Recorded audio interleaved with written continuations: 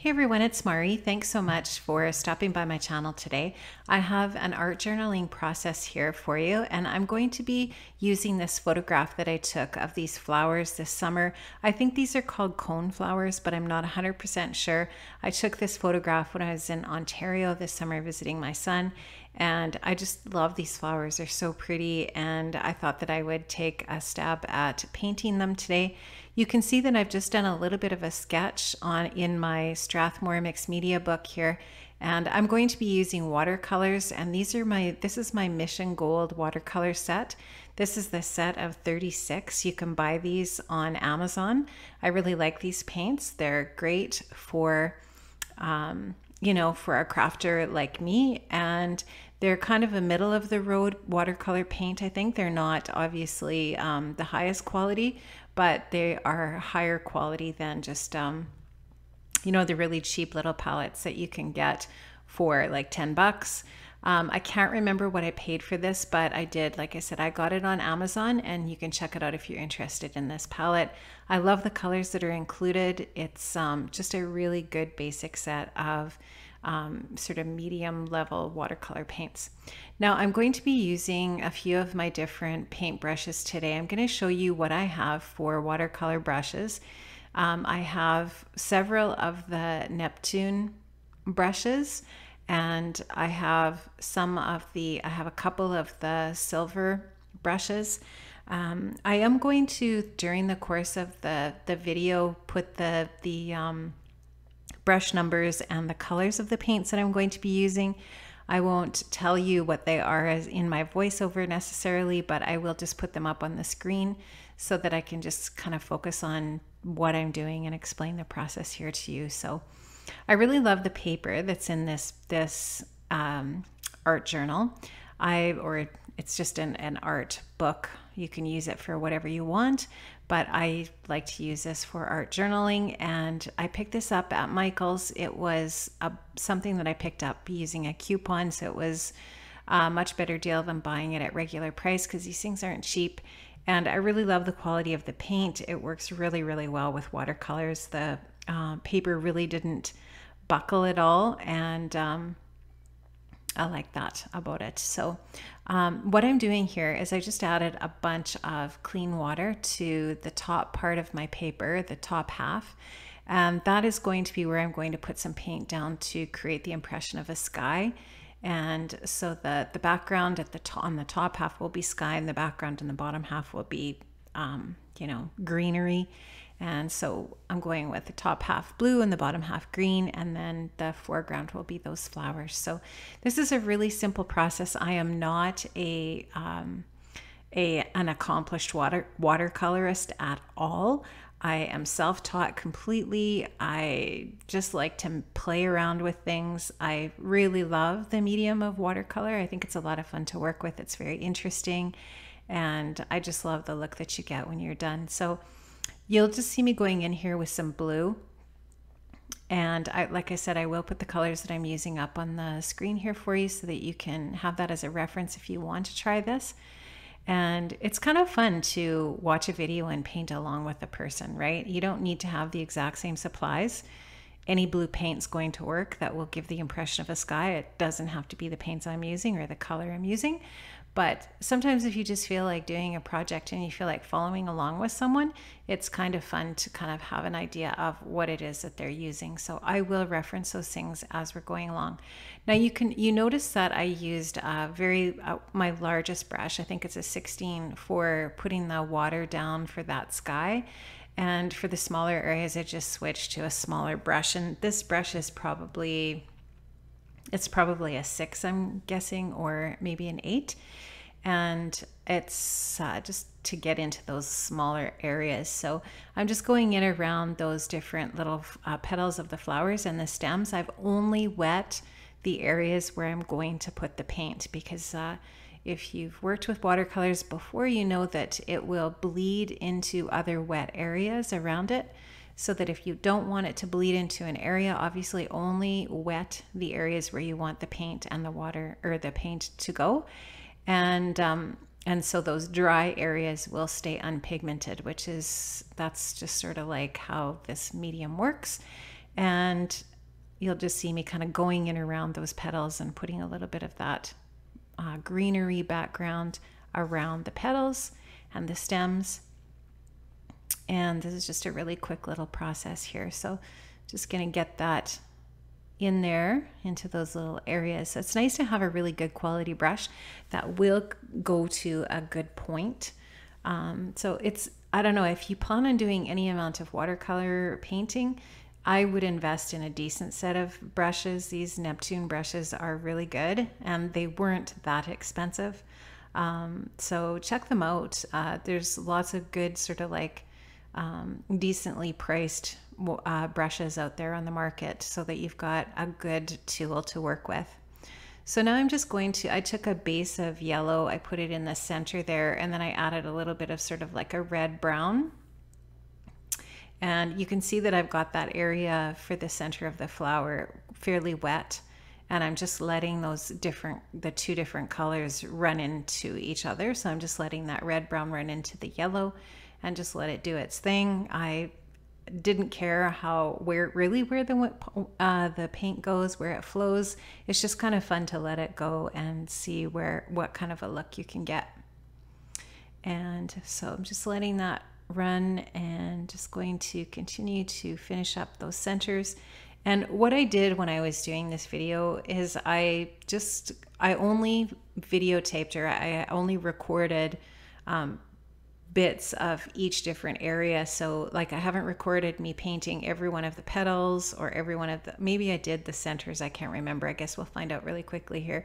But the petals took me a little bit of time to paint, and I didn't include that painting process in the whole video just because like it's the same thing over and over again and it takes quite a bit of time. So I thought probably the viewer would be skipping that anyways, so I just didn't bother keeping it in. And it does actually save me as the creator a little bit of time editing that all out as well. So we'll see. Yeah, I ended up just leaving out that last center there of filming. So now I'm just going to go in with some pinks and kind of pinky reds and do the petals of these different flowers. You'll see that I start with, and some people do it differently. Some people will start with the darkest at the center of the flower. And maybe that's the proper way of doing it. I don't know. I didn't do that with this particular flower because I was thinking, well, in theory, those little petals are all kind of like hanging away from that center and the light would really be hitting them there, is what I was thinking. Maybe the darker part of that petal would be around the bottom of the petal, or the petal farthest away from the center of the flower. And so to be honest with you, for an art journal process, I don't really worry 100% too much about the light source. It's just me messing around and trying to have fun with my products. And I do find, I hear a lot of crafters talking about this, and I don't know if you guys have read the book Big Magic. If you haven't, it's kind of worth taking a look at, taking a peek at, and just the ideas that are in that book, and sort of like the innate need for people to do something that is creative in their life. And I honestly believe that that can be a lot of different things, right? Like for some people, expressing their creativity is cooking and doing things that are really interesting in the kitchen with baking and, you know, all kinds of different ways of cooking. And, you know, for other people, it is art. And I just really believe that that need to be creative is part of everybody, and it just expresses itself in different ways. So for me, I really love to art journal. I don't get too caught up in, oh, am I doing this the right way, or, you know, that kind of thing. I just like to play with my products and try some different things and try some different techniques and learn from different people and be inspired from different people, or by looking at things on Pinterest or taking a photograph or whatever it might be, and then trying my hand at some different things, or just going in and, you know, messing around and not necessarily starting with any specific inspiration piece. So I really love this process. Now I am just going to go in with a little bit of a darker brown and put some little dots in those centers of those flowers now that the petals are all painted. And this is just to create a little bit more sort of like specific detail with those little centers to make them look maybe a tiny little bit more realistic. And when you look at a coneflower, there is a lot of detail to those little centers, but I wasn't going to go to that much work of creating the detail in them. Now I wanted to go in and add some other colors to my sky just to make it look a little more interesting. So I'm going to go in with some yellows and some pinks and put those colors into the sky. So I'll just add, now that the sky's all dry there, I'm just going to go in and add a little bit of water again and add a little bit of color. So just like how that looks, I like the addition of the pink and yellow. It just kind of gives the sky a little more depth and interest, and I like how that looks. So I'm just going to, you know, just loosely drop those different colors in, and I'm going to do the same with the green areas in the bottom with a couple of other colors of green, kind of like a bluey, a little more bluey green, and kind of almost like a Payne's gray, kind of a influenced green, if you want to say, you know, kind of almost like a blacker green.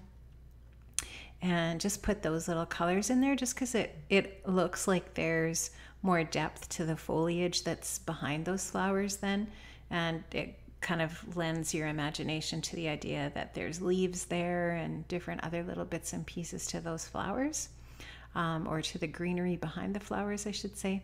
And so I'm sorry, I'm actually working a little bit off camera at the bottom there, but the process is basically what you can see me doing in the top part. And I'm just taking and wetting the area first and then dropping in some color. And I just go back and forth to my little piece of paper towel on the side just to take some of the moisture out of my brush whenever I feel like the area is getting too saturated or I want to lift up some of the color or move the color around a little bit. You can always adjust the paint by adding or subtracting water from your brush. And it's just a matter of, you know, messing around with it and playing with it. And I love watercolors in that way. They're so forgiving. It's just a really, really fun medium to work with. So now that I've created that, I'm going to just take the first pen that I'm going to use to do a little bit of messy outlining here is my Jane Davenport pen. And I felt like the lines that it was leaving were a little bit too thick.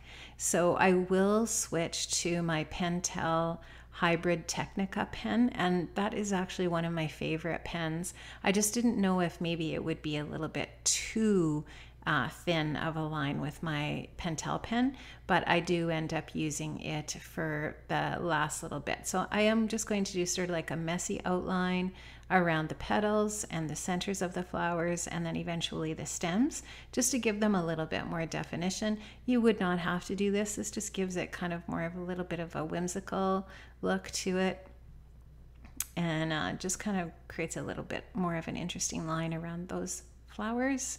And now I'm just going to take a little bit of Copic white paint. I just have a little pot of Copic white paint, and I'm going to just put a little bit of that on my acrylic block, water it down, and then splatter it on. And now I'm just going to splatter on a little bit of Heidi Swapp gold color shine. Just going to sop up a little bit of that so that it's not quite so thick on there, so that it'll dry a little more quickly. And then I'm just going to put some alphas on here for my journaling, and you'll see me do that here in a minute.